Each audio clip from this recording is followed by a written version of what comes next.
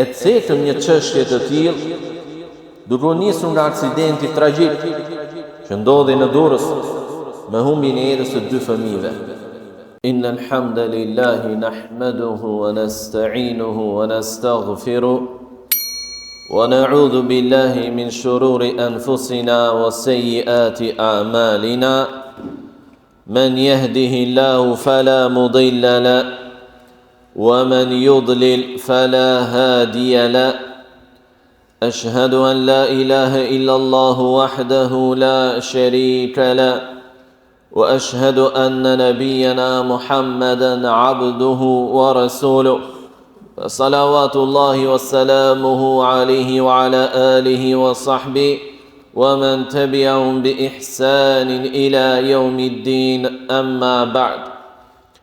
Falenderojmë Allahun e lartësuar, e lavdërojmë dhe madhërojmë atë, e njërkohësisht e lutim që të na ruaj dhe të na mbroj nga veset dhe gjunahet tona.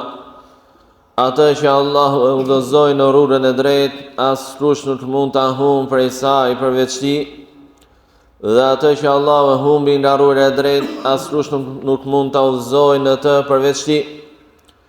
Dëshmoj se nuk ka të adhuruar me të drejtë me merit përveç Allahut, i cili është një, i vetëm, i pashok, nuk ka të barabartë dhe as të ngjashëm me të.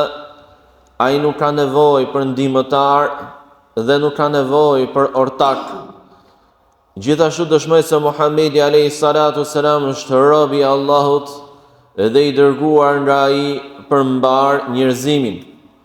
E lutim Allahun e lartësuar që salavatet dhe selamet e tij, lavdërimet, mirësitë, faljet e tij të jenë për profetin ton Muhammed, familjen dhe sahabët, shokët e profetit, por edhe për të gjithë besimtarët e tjerë musliman deri në fund e në vijim.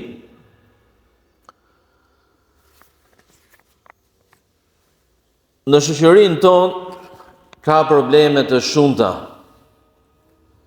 Dhe një nga ato probleme me të cilat hasemi shpesh, apo një pjesë e jona edhe mund të jetë lënduar prej tyre, janë edhe aksidentet rrugore. Duhet të dimë se rrugët edhe mjetet e transportit janë begati nga Allahu i lartësuar në mënyrë të veçantë për njerëzit e kësaj kohe. Në Kur'an Allahu i lartësuar thotë: وَتَحْمِلُ أَثْقَالَكُمْ إِلَى بَلَدٍ لَمْ تَكُونُوا بَالِغِيهِ إِلَّا بِشَقِّ الْأَنفُسِ إِنَّ رَبَّكُمْ لَرَؤُوفٌ رَحِيمٌ وَالْخَيْلَ وَالْبِغَالَ وَالْحَمِيرَ لِتَرْكَبُوهَا وَزِينَةً وَيَخْلُقُ مَا لَا تَعْلَمُونَ. Dhe ato bartin barët tuaja në një vend ku ju nuk mund të arrini vetëse me mundim të madh. Vërtet Zoti juaj është i butë dhe mëshirues, edhe kuajt, mushkat dhe gomerët që t'i hipni, por edhe si zbukurim, edhe ai krijon edhe gjëra që ju nuk i dini. Në këtë ajet kuranor Allahu i lartësuar të kafshë u përmendën, i përmendi si begati për njeriu, sepse në to mbart pesha të rënda dhe të bën transportin nga njëri vend në tjetrin. E çfarë mund të mendosh për mjetet e sotme, ku transporti me to është më i lehtë, më i shpejtë dhe më i madh. Pra një begati akoma dhe më e madhe. Dhe në fund të ajetit Allahu i lartësuar tha: dhe krijon gjëra që ju nuk i dini. Pasi përmendi mjetet e transportit të asaj kohe, tha në fund: krijon gjëra që ju nuk i dini. Thonë disa prej dietarëve se në këtë ajet kuranor ka indicje për zhvillimin që do të ndodhë të shekullit më vonë dhe për prodhimin e mjeteve të sotme. Por nëse rrugët themi janë begati, ato kur keq përdoren shndrohen në fatjesi. Nëse mjetet e transportit janë furnizim, begati nga ana e Allahut të lartësuar, ato me pakujdesi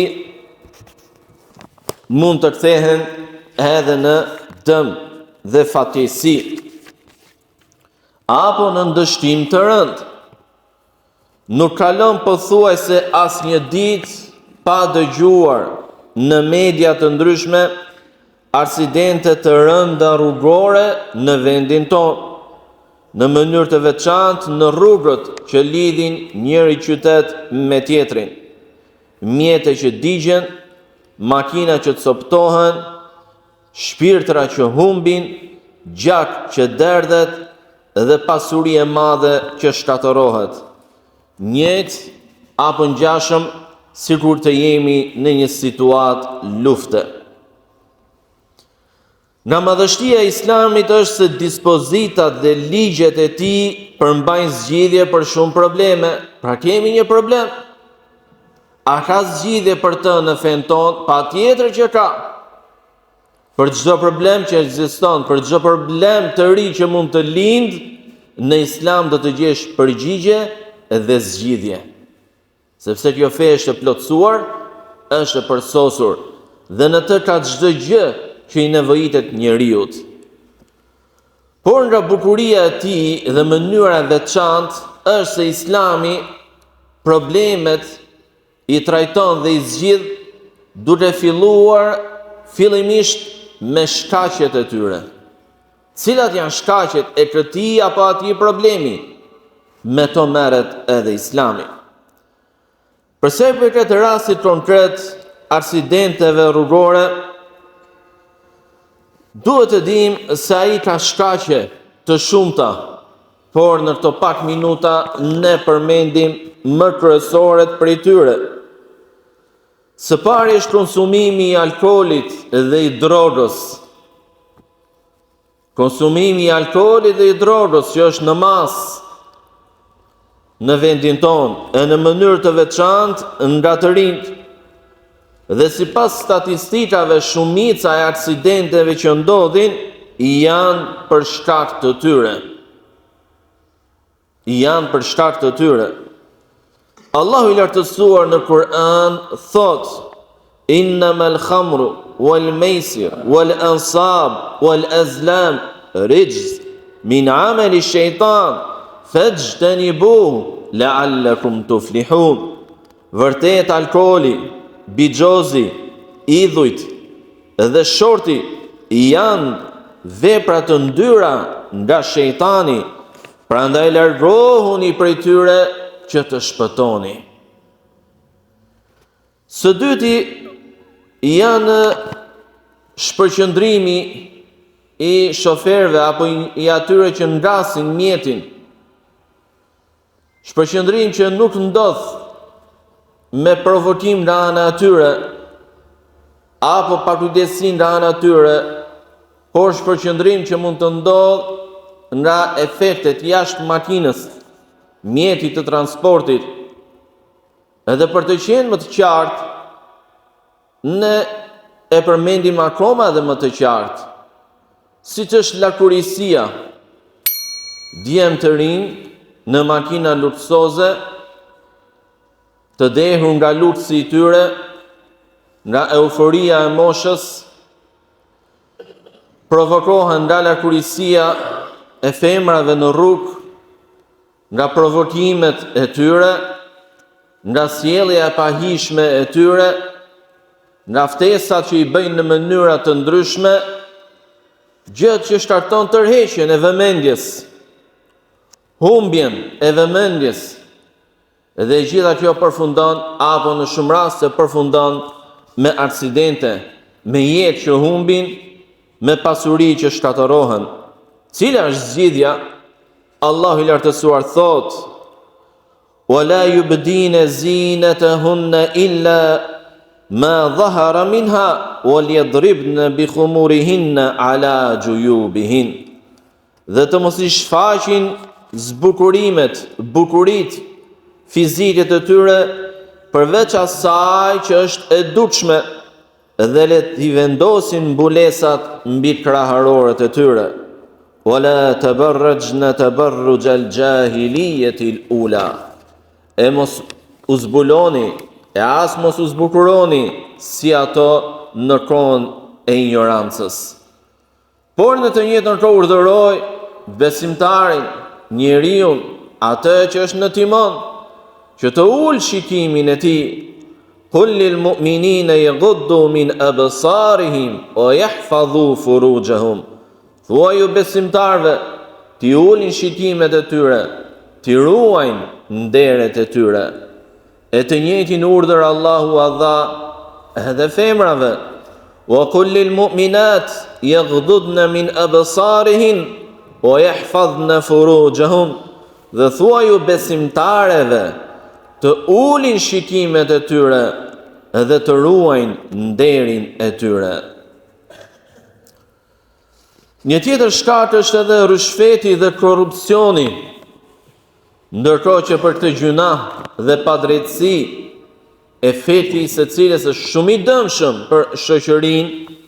Kur ai përhapet, profeti jon alayhi salatu wassalam ka thënë, siç është transmetuar nga sahabët e tij, la'ana ar-rashi wal murtashi wal ra'ish. I dërguari Allahut sallallahu alaihi wasallam e ka mallkuar dhënësin e rishfetit, marrësin dhe ndërmjetësin.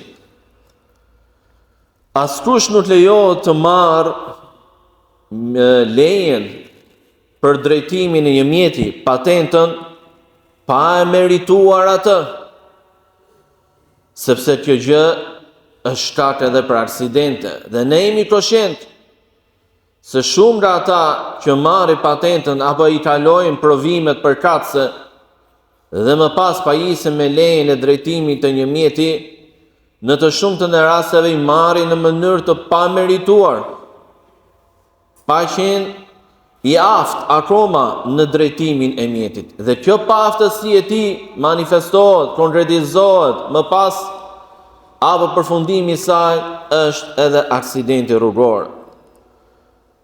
Dhe për të gjë Allahu subhanahu wa taala thot: "Wala taqfu ma laysa laka bihi ilm." Mos ndiq atë për të cilën ti nuk ke dijeni. Pra mos bëj diçka për të cilën ti nuk ke aftësi. Mos fol për diçka për të cilën ti nuk ke dituri.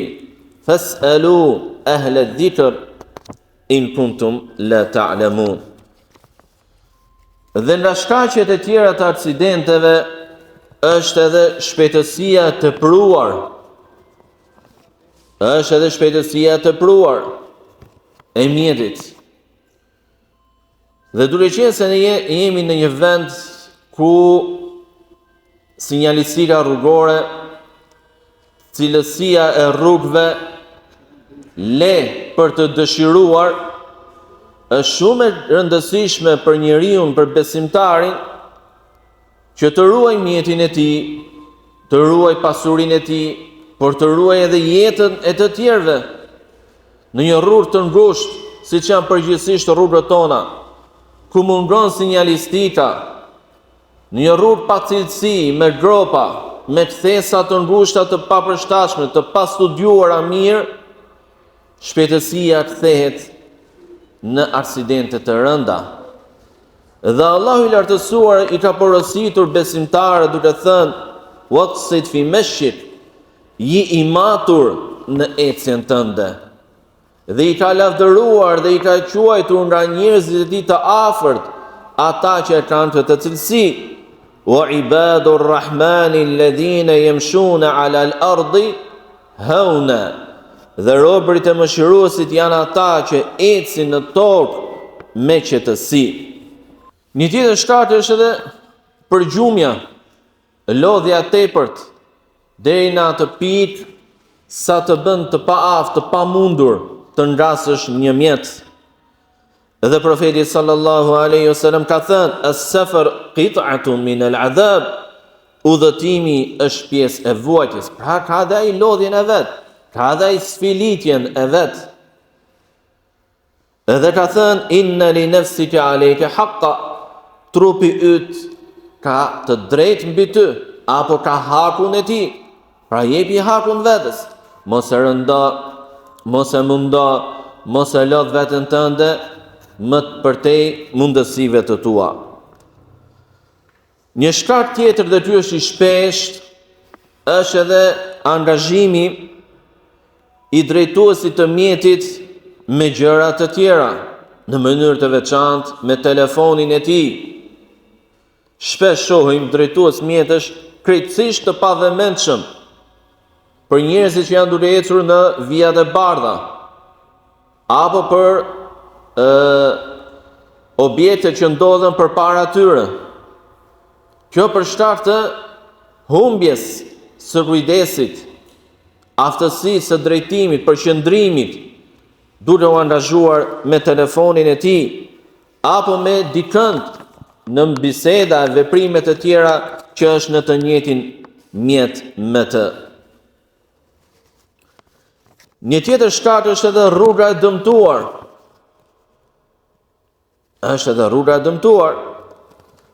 Profeti sallallahu alaihi wasallam thot: "El imanu bid'un wa sab'una shu'ba, a'laha la ilaha illa Allah wa adnaha imatatul adha anit tariq." Imani ka mbi 60 deg.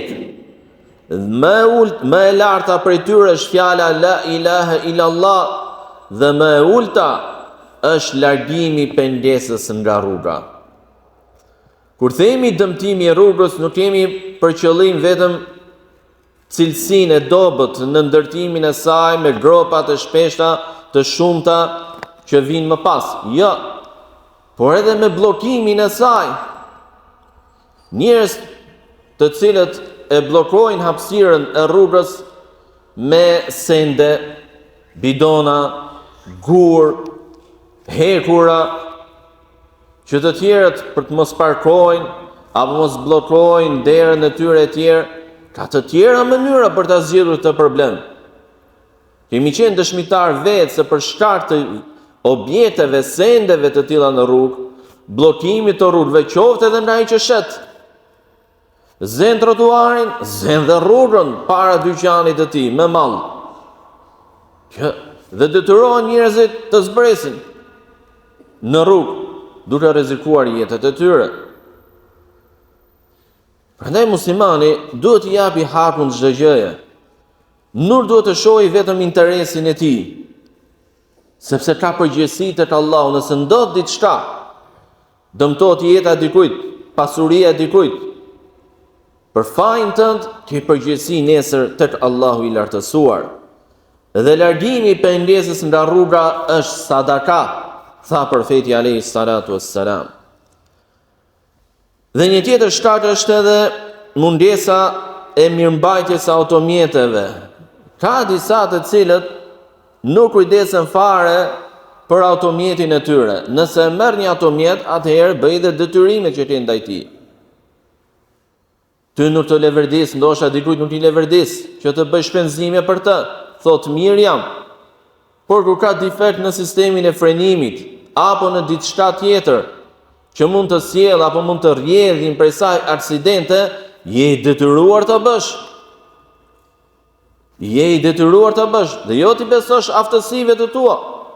Ti mund të jesh shumë i aftë, por dikush mund të dalë papritur në rrugë. Qoftë njeri, qoftë objekt, qoftë diçka tjetër.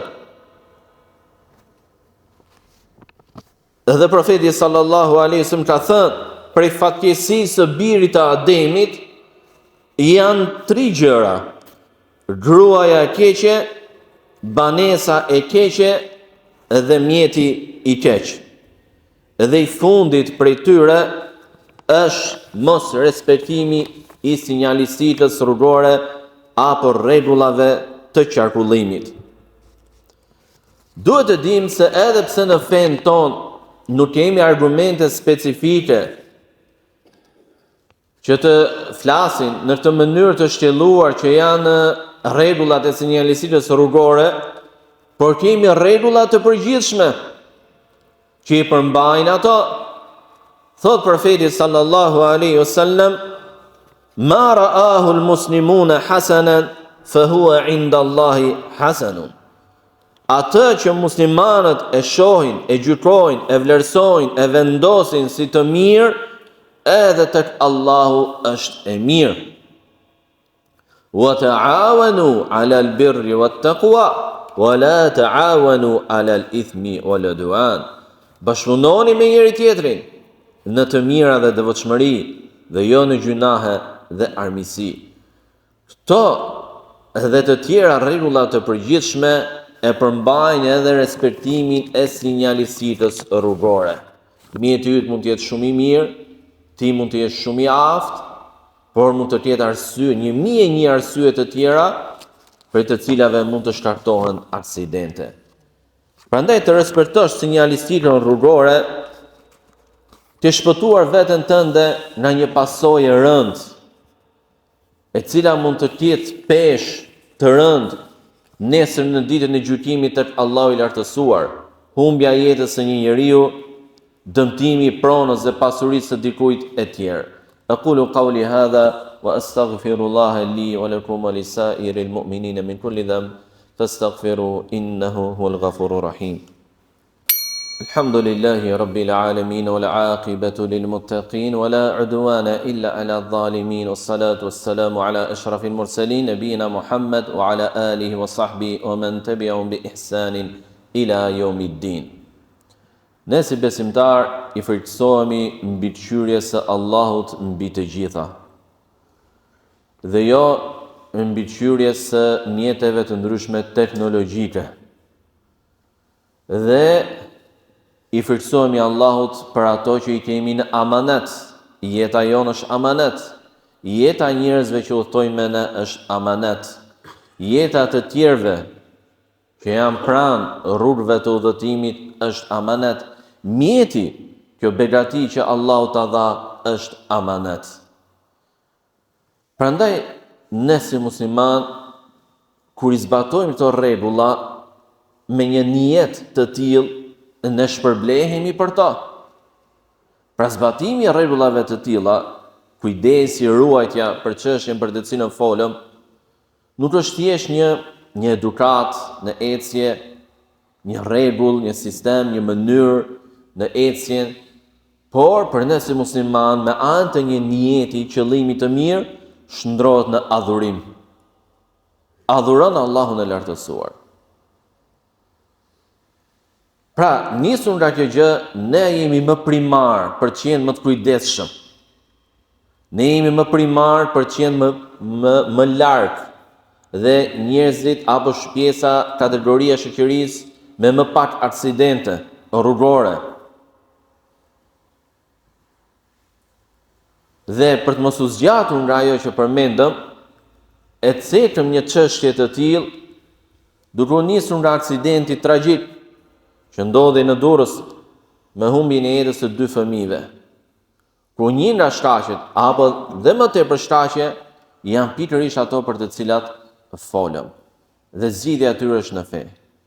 Nëse njerëzit do t'i largohen atyre shkaqeve, apo do t'i përmbahen atyre rregullave që janë zgjidhje në Islam, numri i aksidenteve do të jetë shumë herë më pak. Më pak të vdekur, më pak pasuri të shkatëruar, më pak panik, stres, frikë kur ecën në rrugë dhe më tepër qetësi dhe siguri. Dhe kjo është një begati e madhe nga Allahu i lartësuar. E lutim Allahun e madhëruar që të na ruajë ne dhe pasuritë tona nga dëmtimi të tjerëve, të na ruajë ne që të mos jemi shkak në dëmtimin e të tjerëve.